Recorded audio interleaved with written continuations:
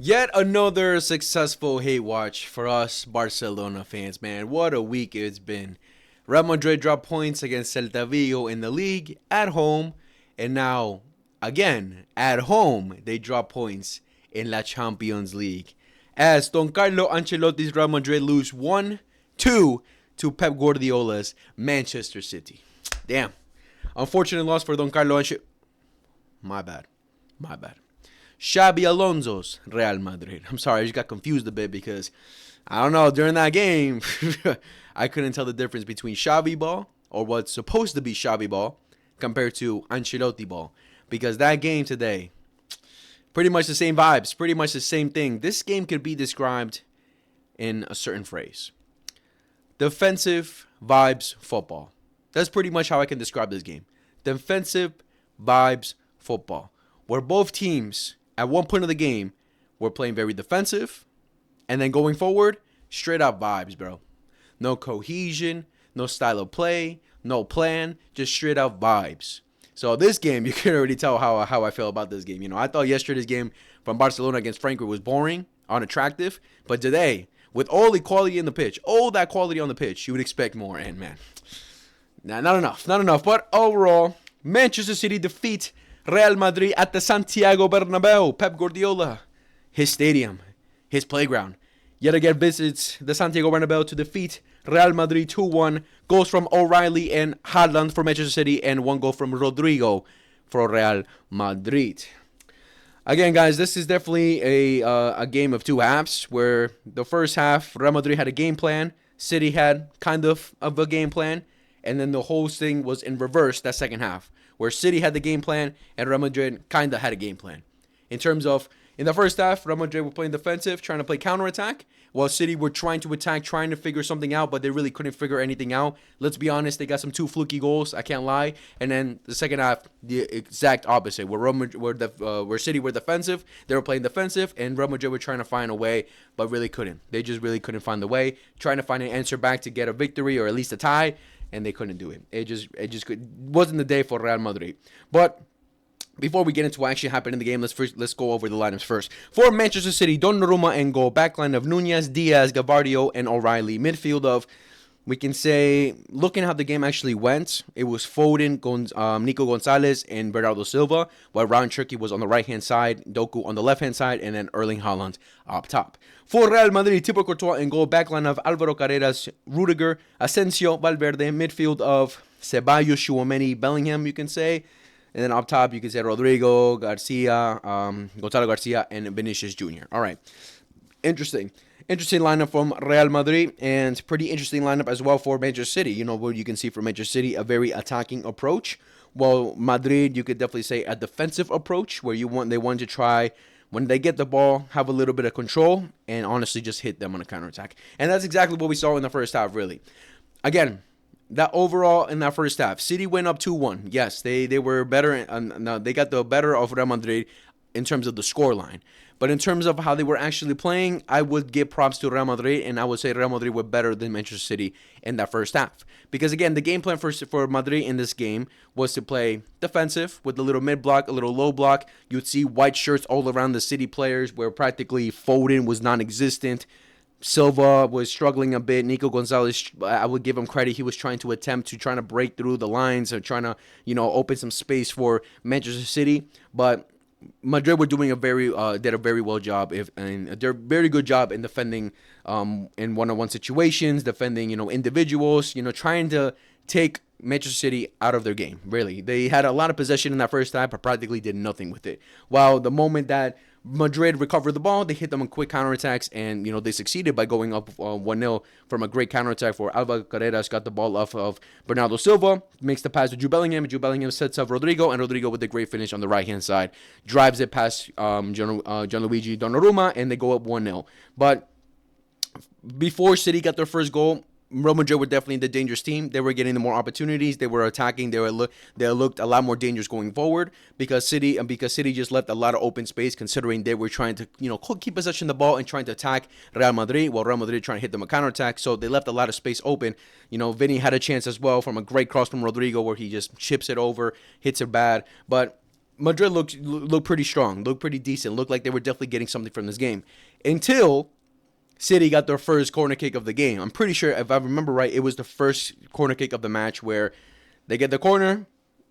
I think Guardiola gets a header on it, and then Courtois, man, I don't know what happened there, mishandles it, and then a little easy tap in for O'Reilly to bring them back 1-1 into the match. Unlucky for Real Madrid there, honestly. I thought they were doing a pretty good job in just trying to take out City throughout that first half. I think if they went up ahead in that first half, I think they could have won this game. But unlucky from there from Thibaut Courtois. I don't know. He just mishandles it, and it just easy go for O'Reilly. And then, how much was it? Like 8 minutes later? 8 minutes later, across into the box. Doku, I think, drives through across into the box. And for Erling Haaland misses it. And then we see a little debacle from the players saying, yo, that's a penalty. They're all screaming for a penalty. VAR checks it, and it's a clear penalty on Erling Haaland. Antonio Rudiger, man, this is something we've been seeing of Antonio Rudiger for a long time, bro. He likes to grab players, he likes to manhandle them, and then he brings them down, right? And finally, justice was served where he did it to Erling Haaland, and then a penalty para el Manchester City. Haaland steps up, and just, come on, bro. He's not missing in that penalty spot. Of course not, he's not missing. And then he brings Manchester City up 2-1. A player who was pretty much disappearing throughout the whole match because Haaland pretty much disappeared for the most of this first half. He did have another great opportunity where Thibaut Courtois made an amazing save, but besides that, Erling Haaland really didn't do anything. I think Rudiger and Asensio, for the most part, did a pretty decent job on him, but it also comes down to how well Madrid were defending defensively in general, that they took City out of their game. City really couldn't find solutions, right? But two fluky goals really where they got the advantage to go forward, and then they go into the first half winning 2-1. And then the second half, again, just the complete reverse where City were playing defensive. They were playing slow. Their build-up was slow, similar to the first half, but they were just playing defensive mode. Well, Madrid were just trying to put the pressure on them, which they needed to do, right? What I was saying in my stream today in the halftime. At this point now, it's going to be the complete opposite, where City just got to, maintain themselves, play defensive, not make stupid mistakes like they were making in the first half, and then all the pressure was now on Real Madrid to press Manchester City. Not play defensive, not play reserved. Now they had to go and attack Manchester City and try to get something from this game, and they just couldn't, bro. Overall, they couldn't. They had some clear chances for sure. Little Jude Bellingham chips it over the bar. Vinicius Jr. headers it wide. Vinicius Jr. almost scores a chilena as well, but he mishits it. Endrick, yes, you heard me right, the number 9 of Real Madrid. Endrick actually comes onto the match, but he hits the crossbar with his header. They tried, but in the end, gotta give props to Manchester City. They got the job done.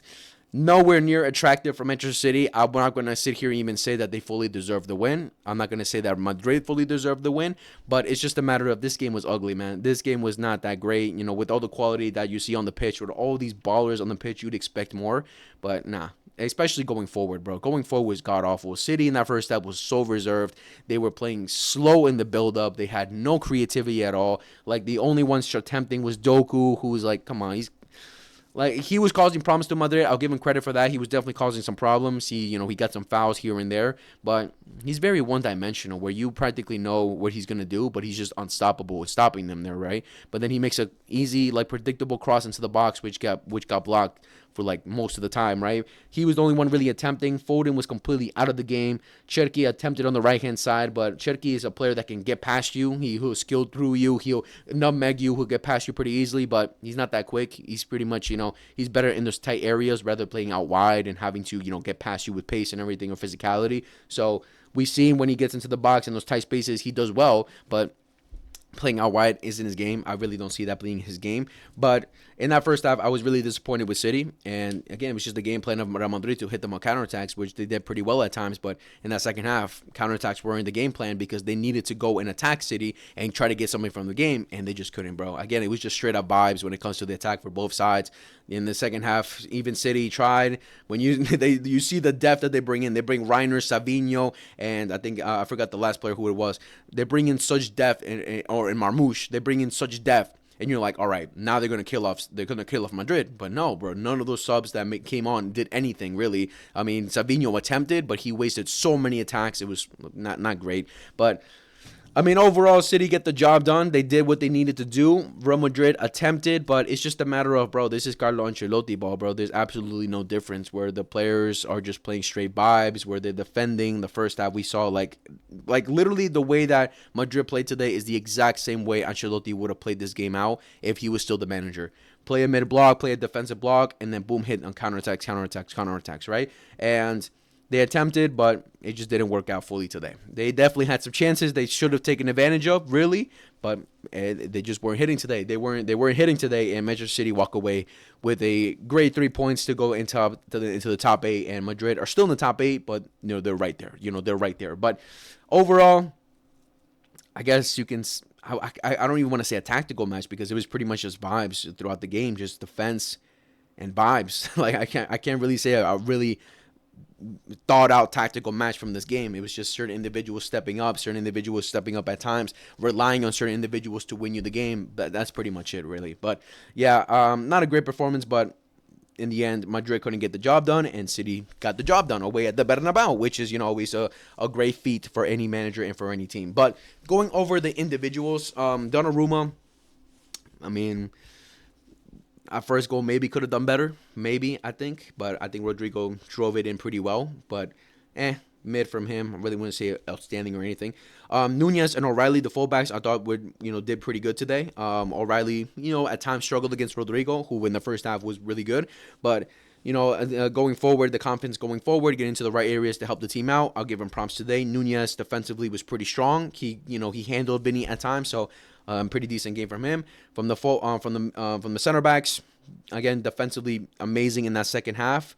Again, at times they did get Madrid did get through, but for the most part, I thought they were very solid defensively. Nico Gonzalez will come back to in a bit. Bernardo Silva put in the effort, tried to help his team. Really didn't do much going forward, but being that captain, being that leader on the pitch, that's practically it. Cherki, he attempted on the right-hand side, looked dangerous. There was one play where he made a great dribble in between some of the Madrid players in the box, and then Bernardo Silva brought him down. I'm like, bro, come on, you just ruined the beautiful play that could have been. But not much from Cherki in this game. Doku, he was definitely a threat. You can definitely see that when he was in one-on-one situations, the Madrid players look scared. They look like, what are we going to do? Because Doku is just, man, he's just a freak, bro. He's so quick, man. He's like so hard to stop. But it's so predictable what he's going to do, but it's just impossible to stop him because of how quick his feet are and how quick, like he's just so fast and very physical as well. Like he can definitely handle the physical battle as well. So props to him for causing some problems. Phil Foden completely disappeared this game. He was so poor today, man. Like, bro, he goes ahead and scores against Sunderland's, against Fulham's, against these smaller teams in the Premier League. But then these big games, doesn't step up. I don't know. He's so weird. But yeah, not a great game at all from him. And Haaland gets the goal. Pretty much what you would ask from your striker, but that's it. Like he's not gonna do anything. Like these are the kind of strikers that Haaland is, right? It's not to take away anything from him of him not being a great striker. It's just a matter of he needs to be fed. He needs his team to be involved in creating chances for him, which he will score. But besides that, you can't expect him to be like an Isak or a Zlatan in the prime Zlatan, where he can carry the ball and do everything in his own. No, he needs support from his team, and like I said in that first half, absolutely no support. Even to the moment he came off, nothing was fed to him really to create any chances besides that one incredible save from Courtois. But yeah, mid game from him. From the substitute that came on, Reiners came in to defend. Marmoush, non-existent really. Savinho did well in creating problems, but again, very wasteful in the attack. And Ake just came in to defend the game. Really, he almost messed up one time where he headed it backwards in his own area where I think Jude Bellingham almost got a foot on it. But besides that, yeah, that's pretty much what they came in to do. Thibaut Courtois, another great game, man. Makes some crucial saves. The Erling Haaland chance.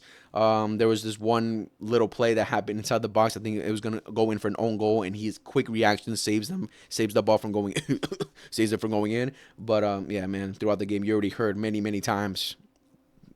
Great save from Courtois, man. It's just the story of his life. Alvaro Carreras, he got a 6.6, but I thought he did great today. I thought he was one of the best players for Madrid today. Very confident going forward. Definitely started a lot of counterattacks for Real Madrid. On the ball, very physical. At times, defensively, didn't look amazing, but for the most part, I thought he was one of the best players today for Real Madrid. Rudiger and Asensio, for the most part, I say they did pretty well against the attack of Manchester City because City practically didn't create much, handled Haaland for the most part. Rudiger, I would just say, screwed his team over by pulling down Haaland, because I think if they at least were 1-1, or at least were up in that first half, went up in that first half into the second half, I think Madrid could have gotten some from this game, but that penalty just screwed the team over. But for the most part, they did decent. Valverde, same thing. I think Valverde and Carreras did have a great game, or at least a pretty good game. They attacked. They were trying to be on the front foot a lot, trying to progress the ball as much as they could, making some great switches here to the right hand, the left hand side for the team to try and progress and get something from this game. But overall, what you get from them, work. Tchouaméni, decent in the midfield, defensively. Ceballos, I don't know why he started. Rodrigo in that first half was great. I think for the most part, he was the best of the attack, creating a lot of problems in those tight spaces, making some great dribbles. Obviously, gets the first goal, but just couldn't really do enough in the second half. Jude Bellingham, you could see that he was going forward, being defensive and going forward at the same time, going back and forth, but really didn't do anything. Like, that little chip was his chance to get the team back into the game, but he missed it completely. But yeah, going forward, I wouldn't say he was great. Defensively helped out, but not a great game from him. Gets the assist, but nah.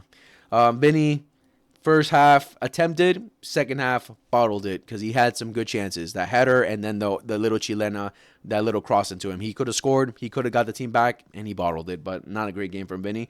And Gonzalo Garcia completely disappeared this game. He was god-awful. I don't know what he did. Absolutely nothing. And yeah, not a great game from him in any way. Arda Güler came in. Didn't really do much, really. He had like a little free kick in the edge of the box, like in this area right here, that could have caused some problems, and a terrible delivery from him. Brahim came in to attack, but really didn't do much. And Endrick, I think, had the clearest chance in that second half, or you could say one of the clearest chances with that header. But this substitute was definitely confusing. How many? Because I don't think he's gotten, like, look at this, bro. Look at this. 1, 2, 3, 4, 5, 6, 7 games in a row, no minutes for Endrick. And Xabi Alonso brings him in a game against Manchester City, where all the pressure is on for not only the team, but for himself, because he knows there's a lot of question marks. And he brings him in this match. Like, that is horrendous, bro. I can't believe he actually did that. That was bad. But at least Endrick attempted. He looked like he showed, some guts in there, but give him props for that. But overall, I mean, it was a pretty whack-ass match, I can't lie, and we definitely could have been more entertained with the quality that both teams have, but not the best at all. But overall, in the end of the day, City got the points, Madrid didn't.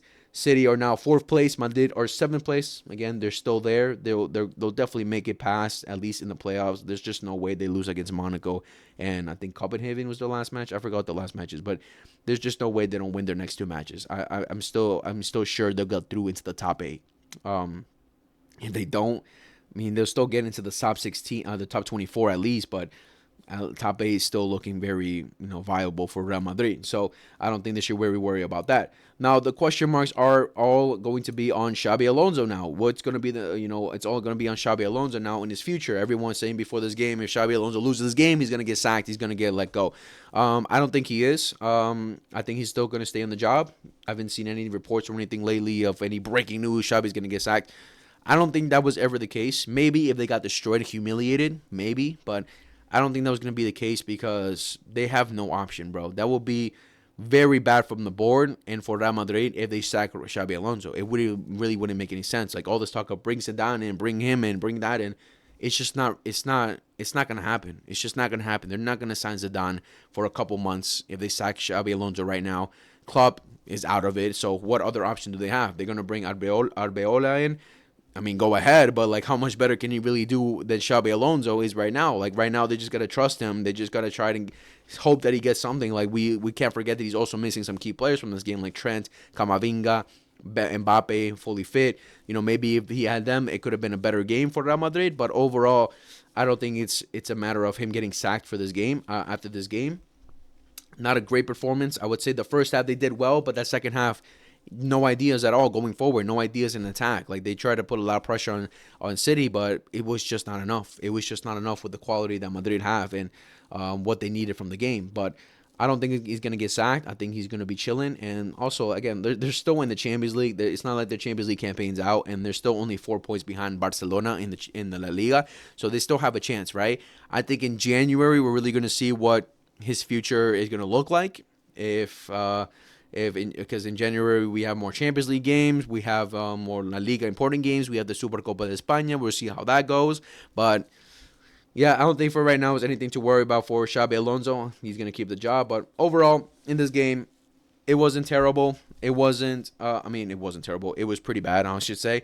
And yeah, at the end of the day, City got the win and Real Madrid didn't, which is always a great thing for us Barcelona fans. But yeah, let me know down in the comments what you guys thought about the game. Let me know who was your man of the match. I forgot to go back to Nico. I'll give my man of the match to Nico. I thought Nico was great today. I actually like Nico a lot. I said I was gonna come back to him, and I thought Nico was great today. And hey, maybe like this is just football right there, right? And Nico, he showed at Barca, he showed some promise, but he just needed to get loaned out. He needed to make a move to better his own career. And look at him now, balling out for Manchester City. I thought he was definitely one of the top players for Barca. I wish, but for Manchester City today, I thought he was great today. But yeah, let me know in the comments who was your man of the match, what you guys thought about the game, how you guys are feeling about this result, how you feeling about Xabi Alonso's future, how you feeling about Pep Guardiola and City's style of play, because I don't know, I haven't really been convinced. You get definitely some big question marks considering the amount of talent that they have on the pitch. But yeah, let me know all those things down in the comments below. Make sure to like, subscribe, favorite, hit the notification bell for every time we upload. Show your friends to love football, and I'll see you guys in the next video whenever that is. Much love, take care, and peace.